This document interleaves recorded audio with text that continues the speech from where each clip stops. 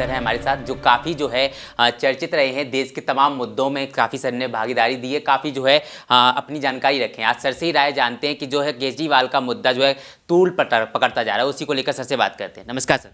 जी, आपको और आपके सभी दर्शकों को मेरा यानी डॉक्टर आशीष का प्यार भरा नमस्कार। जी सर, कैसे देखते हैं कि जो अभी अध्यादेश का मामला चला है, विपक्षी नेता तमाम जो है समर्थन में आ चुके हैं केजरीवाल के, वहीं जो है डी राजा भी अब समर्थन में आने लगे हैं, कह रहे हैं कि गलत हो रहा है। पहली बात तो मैं आपकी जानकारी और आपके व्यूअर्स की जानकारी थोड़ी आपके माध्यम से दुरुस्त कर दूं। ये जो नैरेटिव बनाया जा रहा है ना, सभी लोग साथ में आ गए, ये एकदम गलत है। इसलिए एकदम गलत है कि जो सबसे बड़ी विपक्षी पार्टी है, जो 543 में से 200 सीट पे जिसकी दावेदारी है, जिसके लिए नीतीश जी कहते हैं, जो इस समय इनके सरगना बने हुए हैं विपक्ष के, कि कांग्रेस के बिना विपक्ष की कल्पना नहीं की जा सकती, उसी कांग्रेस ने क्लियरली बार बार ये रिपीटेडली कह दिया है कि हम ऑर्डिनेंस पे आम आदमी पार्टी को सपोर्ट नहीं करते। तो ये विपक्ष साथ आ गया है, ये नैरेटिव गलत बनाया जा रहा है। और जहां पे लोकसभा में इसका पास होना 100% तय है, वहीं पे राज्यसभा में भी कांग्रेस के इनके साथ ना आने से इसका पास होना 99% अब तय ही है, ये मान के हमें चलना पड़ेगा। बोल रहे हैं कि देश की जो दिल्ली की जनता है, उन्होंने जो है भाजपा को नकार दिया है, लेकिन फिर भी वो मान नहीं रहे हैं अध्यादेश को लेकर। देखिए, यहाँ पे दो अलग अलग बातें हैं। मैं तो ये कहूँगा, जब वो ये कहते हैं ना दिल्ली की जनता ने नकार दिया है, तो बड़े मज़ा सा आता है मुझे बात सुनने में, उनकी हंसी भी आती है एक दिल्ली वासी होने के नाते। देखिए कि जब इनको अपनी ज़रूरत पड़ती है ना, तो ये कहते हैं हम जन आंदोलन करेंगे और जनता की आवाज़ के साथ मिलके हम कोई भी फैसला लेंगे। और ये कहते हैं जनता की ये मांग है। अभी भी आपको मालूम होगा, कुछ दिन पहले रामलीला मैदान में इन्होंने अपना सम्मेलन किया। ये कहते हैं कि जनता ये चाहती है। मुझे कभी ये बताएंगे अरविंद केजरीवाल जी, जब इन्होंने दिल्ली को शराब में डुबो दिया था, तो वो शराब नीति लाने से पहले क्या जनता से फैसला किया था? जब इन्होंने बंद तो की थी ना सर, जनता से पूछकर ही बंद की थी। नहीं, क्या बंद की थी? जनता से पूछे बिना इन्होंने जब शराब की दुकानें कई गुना बढ़ा दी, ठेके कई गुना बढ़ा दिए, जब रात 11 बजे की बजाय 3 बजे का टाइम कर दिया, छोटे छोटे बच्चों के हाथ में दारू पकड़ा दी, हर गरीब आदमी को 1+1 देनी शुरू कर दी। क्या ये सारे चेंजेस करने से पहले इन्होंने अपने बिजनेस पार्टनर साउथ लॉबी से पूछ के किया था, या दिल्ली की जनता से पूछ के किया था? दिल्ली की माँ और बहनों से पूछ के किया था कि तुम्हारे पति और बेटे के हाथ में हम दारू की बोतलें थमा दें, तो क्या तुम्हें इसके लिए रजामंदी है तुम्हारी? नहीं। जब इन्होंने जासूसी कांड किया था, क्या दिल्ली की जनता से पूछ के किया था?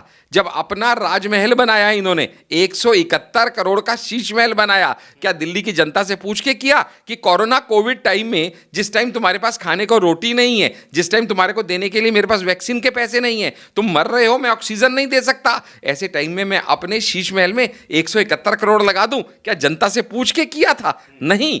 जब इनको अपनी महत्वाकांक्षाओं को हवा देनी होती है, कोई जनता याद नहीं आती। और जहां फंस जाते हैं, जहां पता चलता है कि अब हम करप्शन के केस में रगड़े जाने वाले हैं, जहां पता चलता है कि अब हमारा एक साथी जेल गया, 1 साल से बाहर नहीं आया, दूसरे को अब 120 दिन हो गए हैं, वो बाहर नहीं आया, और अब बाकियों का भी धीरे धीरे नंबर लगने वाला है, क्योंकि एक एक करके धागा खुलता चला जाएगा, षड्यंत्र की कड़ियां बेनकाब होती चली जाएंगी। तो अब ये जनता की आड़ लेके कहते हैं ये जनता का फैसला है। मैं सबसे पहले सवाल यह पूछना चाहता हूं आपके माध्यम से अरविंद केजरीवाल से, कि जब वो दुनिया को वर्गलाने का, दिल्ली की जनता को बेवकूफ बनाने का प्रयास करते हैं, ये कहते हुए कि ये अध्यादेश असंवैधानिक है, तो मैं सबसे पहले ये पूछता हूं कि कमिटेड है या नहीं है? जवाब है। क्या ये अध्यादेश लाके पार्लियामेंट में पास हुआ? जवाब है हाँ। क्या ये पास होने के बाद राष्ट्रपति के पास अप्रूवल के लिए गया? जवाब है हाँ। क्या इसमें भी वही नियम लागू होता है कि 6 हफ्ते के अंदर अंदर पार्लियामेंट चालू होने के इसको दोनों हाउसेज से पास होना जरूरी है? जवाब है हाँ। जब सब चीज कानूनी रूप से हो रही है, तो ये असंवैधानिक कैसे हो गया? हाँ, ये जरूर है कि किसी को वो चीज पसंद आती है, किसी को नहीं आती है, लेकिन सुप्रीम कोर्ट का भी अगर कोई फैसला होता है ना, मान लीजिएगा आपके और मेरे बीच में कोई टसल है, सुप्रीम कोर्ट का फैसला या तो आपके हक में जाएगा या तो मेरे हक में, तो ये एक नेचुरल टेंडेंसी है। बीइंग अ डॉक्टर मैं बता रहा हूं कि जिसके हक में जाता है उसको अच्छा लगता है, क्योंकि हमारी सोच क्या है? मीठा मीठा गप गप, कड़वा कड़वा थू थू। तो जहां अपने को जमता नहीं है, वहां अपन कह देते हैं ये असंवैधानिक है। ये इसकी तमाम जो विपक्ष है केजरीवाल के समर्थन में बोल रहे कि पूरी दिल्ली की बात नहीं, देश में भी बात आ सकती है अध्यादेश को लेकर। यही तो मैं आपको और आपके दर्शकों को बताने का प्रयास कर रहा हूं कि इस समय जो विपक्ष है ना, वो अध्यादेश पे साथ नहीं है। कौन है? अब्दुल्ला ने, फारूक अब्दुल्ला कश्मीर ने ये कह दिया, उमर अब्दुल्ला ने, कि भैया जब हमें जरूरत थी तो हमारे टाइम पे कौन आया था? कोई नहीं आया था। आज इनकी अपनी जरूरत है तो ये कहते फिर रहे हैं कि डेमोक्रेसी खतरे में है। कांग्रेस ने इनका साथ देने को मना कर दिया। अब ये दर दर भटकते फिर रहे हैं और सब ये जानते हैं कि इस समय इनकी अपनी जरूरत है जिसकी वजह से आ रहे हैं। और ऐसे में क्या है ना, ये सब लोग आपदा में अवसर ढूंढते विपक्षी इकट्ठे हो रहे हैं। इनको एक ही मुद्दा है, किसी तरीके से 2024 में मोदी को उखाड़ फेंकने का इनका सपना है। वो कितना सच होगा वो तो जनता के हाथ में है, आप और मैं कुछ नहीं कह सकते। लेकिन ऐसे में इनको कोई ना कोई एक ऐसा ग्लू चाहिए, कोई ऐसी चीज चाहिए जो इनको बांध के रखे। कभी वो बांध के रखने का प्रयास करते हैं ये ईडी और सीबीआई की प्रताड़ना के माध्यम से, कभी ये सबको बांध के रखने का प्रयास करते हैं राहुल गांधी की डिस्क्वालिफिकेशन की वजह से। अब इनको नया मुद्दा मिल गया है कि भैया ये अध्यादेश आज मेरे साथ हुआ है, कल तेरे साथ भी हो सकता है। मकसद सिर्फ एक है और वो मकसद है कि किसी तरीके इन सबको इकट्ठा जोड़ा जाए। लेकिन ये चोर चोर मुसेरे भाई ये ज्यादा दिन टिकने वाले नहीं। क्योंकि आप ही बताइए ना, मैं आप ही से पूछता हूं, इतने पढ़े लिखे समझदार आपके ऑडियंस हैं, बताइए मुझे, क्या बंगाल में यहां पे ममता बनर्जी और कांग्रेस ये क्या साथ में आ सकते हैं क्या कभी भी? जवाब है नहीं। अधीर रंजन चौधरी वगैरह और सबके बयान आप रोज देख रहे हैं, क्या साथ में आएंगे? नहीं आएंगे। क्या उत्तर प्रदेश में अखिलेश और कांग्रेस साथ में आएंगे? जवाब है नहीं आएंगे। यानी कहने का मतलब यह है कि इसी तरीके से क्या बंगाल में लेफ्ट के साथ ममता बनर्जी करेगी, गठजोड़ करेगी? सवाल तो ये भी है ना सर, 23 जून को जो अभी बैठक होने वाली है पटना में, कह रहे कि सारे विपक्षी दल इसी पर मुद्दा बनाएंगे। अरे ये देखो कितना हास्यप्रद बात है ये जो मैं आपको बता रहा हूं। अब 23 को ये क्यों इकट्ठे हो रहे हैं? डेमोक्रेसी को बचाना है। और ये बताइएगा मुझे, मैं तो पूछना चाहता हूं नीतीश जी, जरा आप ये बताइए, जो बंगाल में इस समय डेमोक्रेसी की हत्या हो रही है पंचायत इलेक्शन के टाइम पे, क्या ये डेमोक्रेसी की हत्या नहीं है? अच्छा, बंगाल में कांग्रेस और ये तृणमूल एक दूसरे के आरे वाले हैं। कांग्रेस ने खुद इल्जाम लगाया कि हमारे कितने इन्होंने जो हमारे कार्यकर्ता हैं उनको मार दिया है।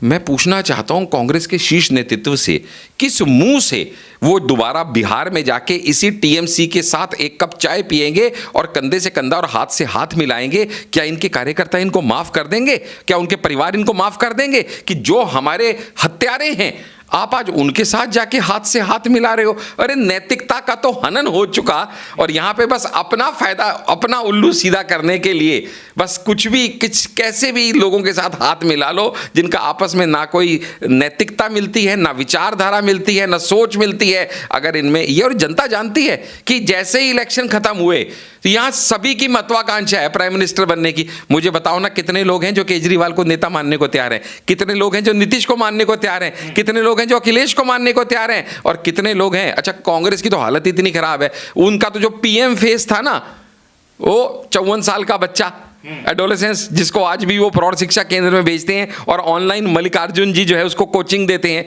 वो बेचारा बच्चा तो पीएम बनने का सपना देखता था, वो तो अब एमपी नहीं रहा। तो जो एमपी नहीं रहा वो पीएम कहां से होगा? क्योंकि एमपी और पीएम दोनों उल्टे होते हैं।